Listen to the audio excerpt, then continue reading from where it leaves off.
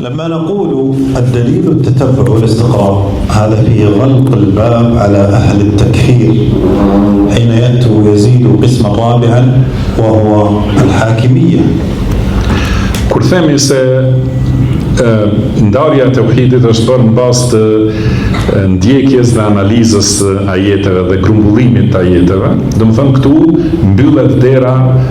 mbyllet dera njerëzve të tekfirit, të cilët kanë shtuar një pjesë të katërt të tauhidit dhe i thonë tauhidul hakimiyya ose veçimi i Allahut në gjykim ose ligjvënie. لأنهم يجعلون المسألة يقولون هذا تقسيم اصطلاحي، ومعنى اصطلاحي أي أنه قابل للاجتهاد، كل من جاء وقسم كما يريد، لكن نقول ليست المسألة اصطلاحية، إنما المسألة بتتبع الأدلة من القرآن والسنة.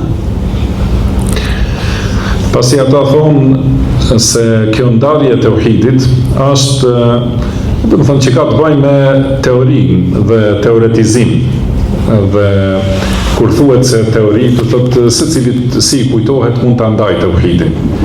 Dhe e saktë është se kjo ndarje nuk është ijtihad, do të thonë vetëm konkluzat dietarëve në bazë të mendimeve të tyre, por është në bazë të grumbullimit dhe analizës së ajeteve. Prandaj duhet bie dallimi sepse ka mundësi që vinë njerëz dhe thonë siç e ka ndarë filani tauhidin, edhe unë do ta ndaj një ndarje tjetër, dhe kjo nuk është e saktë. وهم أصلا ما أرادوا بزيادة هذا القسم الذي قال عنه الشيخ ابن عثيمين وغيره من العلم أنه بدعة تقسيم التوحيد أو إضافة قسم الحاكمية. هم أرادوا بهذا التقسيم تكفير ولاة الأمر وحكام المسلمين، بمعنى أن هؤلاء نقضوا التوحيد فهم كفار. أول من جاء بهذا وركز عليه سيد قطب وتبعه السرورية والتكفيريون من بعده.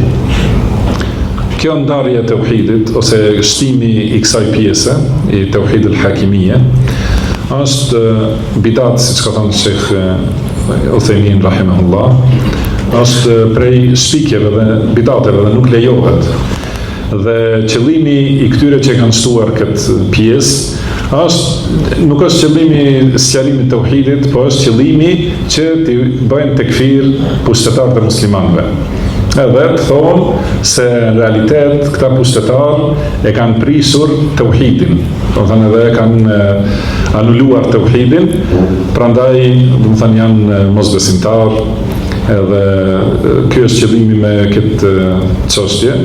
Dhe i pari që e ka aktualizuar dhe ka ngritur këtë temë është Sejt Kutubi, pastaj ata që e kanë ndjekur prej sururive dhe tekfirsave të tjerë. والأمر المهم الآخر في تقسيم التوحيد أن من يعترض على هذا التقسيم يقول أنه من ابتداع شيخ الإسلام محمد بن عبد الوهاب، وبعضهم يقول ابتدعه شيخ الإسلام ابن تيمية رحم الله الجميع. Nga ana tjetër, ka njerëz të tjerë që e kundërshtojnë këtë ndarje të tauhidit.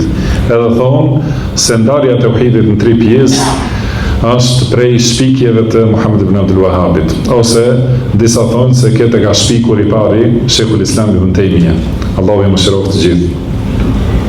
وجواب عن هذا أن هذا التقسيم ذكره أهل العلم قبل شيخ الإسلام ابن تيمية بقرون، بمعنى أنه أيضا قبل محمد بن عبد الوهاب بقرون أكثر.